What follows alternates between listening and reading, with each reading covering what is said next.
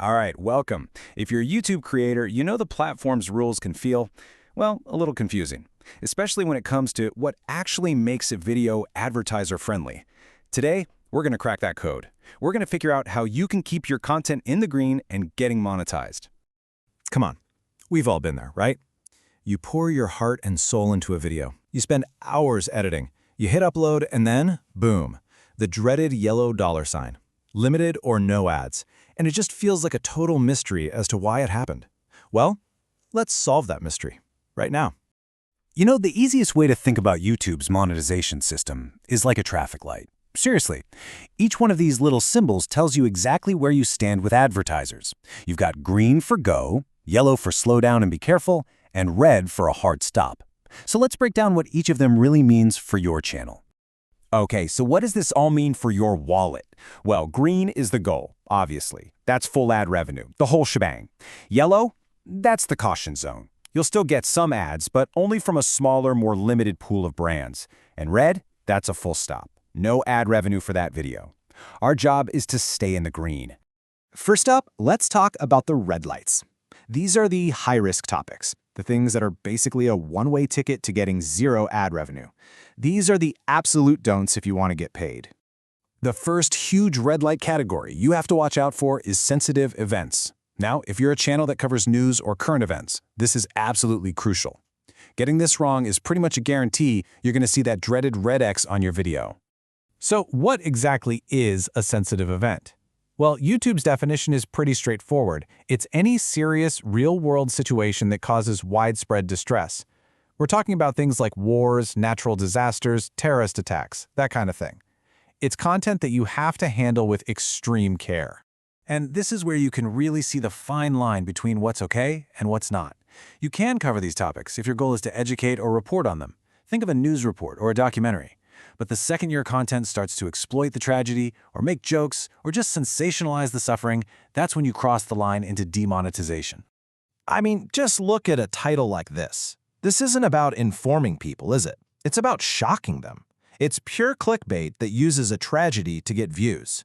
This is exactly the kind of thing advertisers will run for the hills from, and it's why YouTube's system will flag it in a heartbeat. All right, our next big red light category is something called enabling dishonest behavior. This is a big one that covers any content that promotes or, and this is key, gives instructions for illegal or unethical stuff. Everything from trespassing to hacking. So take trespassing, for example. You can totally make a video about exploring an abandoned building if you have permission. A documentary with permits is fine. But if your video actually shows you breaking the law, like sneaking past security or breaking into a place, that's promoting dishonest behavior. You've probably seen a million of these videos, right?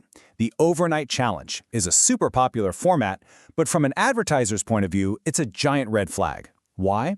Because it's explicitly encouraging and even glorifying an illegal act. This is a classic example of a video that's going to get demonetized almost instantly. And it's pretty much the same deal when it comes to hacking. Context is everything. If you're making content that educates people about cybersecurity to keep them safe, that's great. But if your content teaches people how to commit a crime, like how to hack someone's phone or use cheats in a multiplayer game, you're enabling dishonest behavior.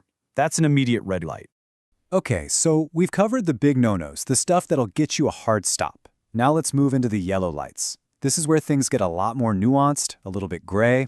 This is the kind of content that might not get you fully demonetized, but it could easily land you in that limited ads category. You really have to handle it with care. One of the biggest and, let's be honest, trickiest yellow light areas is anything to do with kids and family content. The rules here are incredibly strict, and this isn't just for content that you officially mark as made for kids. It also applies to videos that might just appeal to kids, even if you didn't mean for them to.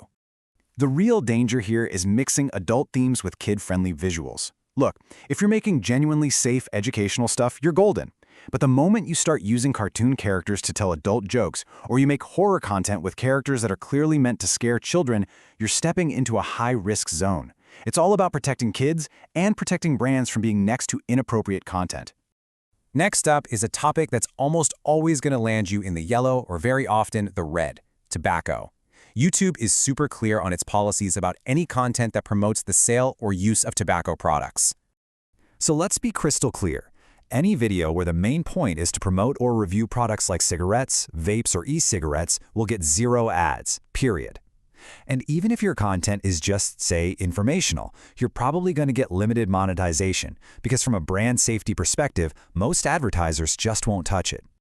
And the last yellow light we're going to touch on is incendiary and demeaning content. This policy is really all about making sure YouTube is a respectful environment and steering clear of content that promotes hatred, harassment, or humiliation.